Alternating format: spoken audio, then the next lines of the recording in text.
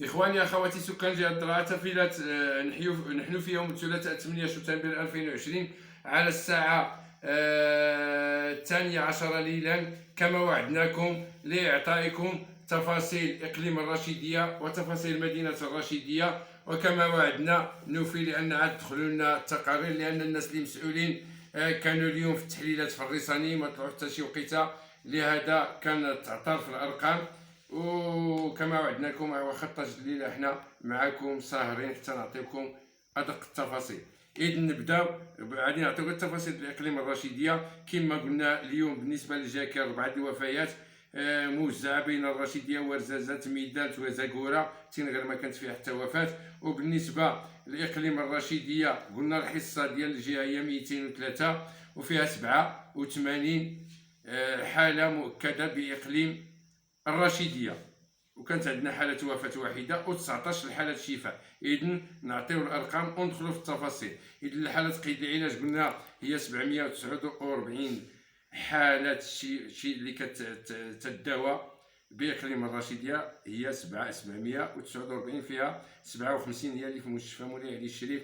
كانت حالة وفاة اللي يرتفع الرقم إلى 54 حالة وفاة، 19 حالة شفاء اللي يرتفع الرقم إلى 622، 87 حالة مؤكدة تضافت اليوم في 8 شتنبر 2020، هي وتترفع العدد من العيد الهجري إلى 1371. إذن مجموع الحالات هي 1378. نعطيو تفاصيل الأشياء بالنسبة للوفيات ديال الرشيدية وبالنسبة للتوزيع ديال هاد 87 بإقليم الرشيدية. إذن بالنسبة للشهداء كنت قلت لكم بأن كان اليوم بإقليم الرشيدية شهيد، كانوا 3، واحد في ورزازات، واحد في ميدلس، واحد في زاكورة، وواحد في الرشيدية هو اللي تدفن بالليل، واخا تعطلوا في الدفينه ديالو. علاش؟ لان السيد اللي كان شد سوارد المقبره سد المقبره الله يعطيه الخير وزاد في حاله وخلى الناس تما بالنعش ديالهم، وبداو الناس ديال الصحه تيقلبوا ما تحل المشكل حتى لواحد الوقيته في الليل.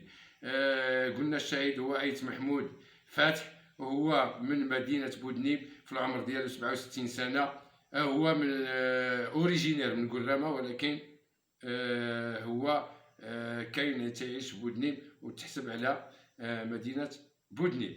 اما بالنسبه للاقليم الرشيديه قلنا لكم كاينه 87 حاله، عندنا فيها 13 حاله خارج مدينه الرشيديه و74 كلها بمدينه الرشيديه. اذا نبداو. عندنا اليوم كانت حاله واحده بمدينه بجماعه اوفوس، وتحديدا بقصر زاويه املكيس. عندنا تنجداد كانت فيه حاله واحده. كانت الجماعه ديال تادي غوست اليوم فيها حاله واحده في قصر موي، وكانت في قلميمه جوج ديال الحالات في قصر اعتمان، وكانت في ارفود جوج ديال الحالات، وكانت بجماعه مدغره 5 ديال الحالات، جوج ديال الحالات بقصر مسكي، جوج الحالات بقصر ايت مسعود، وحاله واحده في القصبه. اما بالنسبه لجماعه الخنق كانت حاله واحده وهي بقصر تادي غوست القديم. اذن هذه 13 حاله اللي كانت في الجماعات ديال اقليم الرشيديه، ما تبقى 74 كانت بمدينه الرشيديه. اذن نبداو بالاحياء.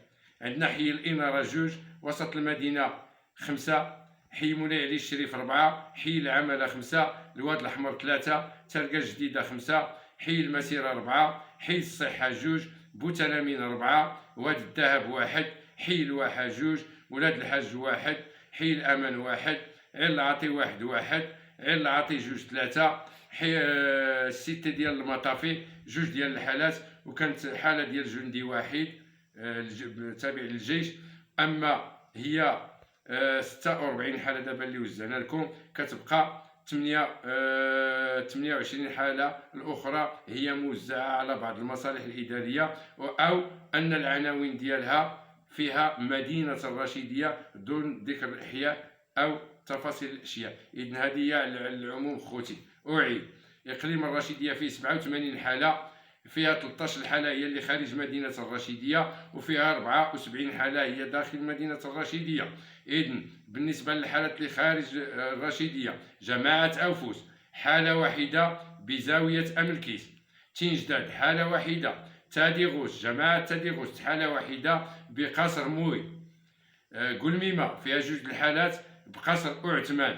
وعندنا 2 الحالات في ارفود، وعندنا في جماعه الخنق 5 ديال الحالات، 2 الحالات في قصر مسكي، 2 الحالات في ايت مسعود، وحاله واحده في القصبه. اما بالنسبه لجماعه الخنق كانت حاله واحده هي بقصر تاغزوت القديم.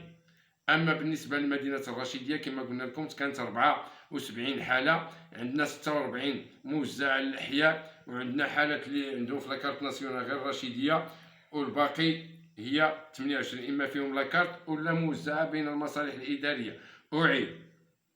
اعيد بمدينه الرشيديه حي الاناره 2، وسط المدينه 5، حي مولاي علي الشريف 4، حي العماله 5، الواد الاحمر 3، تلقى الجديده 5، حي المسيره 4، حي الصحه 2، بوتلامير 4، الواد الاحمر الواد الذهب 1، حي الواحه 2، وولاد الحاج 1، حي الامان 1، عين العاطي 1، عين العاطي 2، 3، المطافئ 2، وكان حاله ديال جندي تابع للجيش.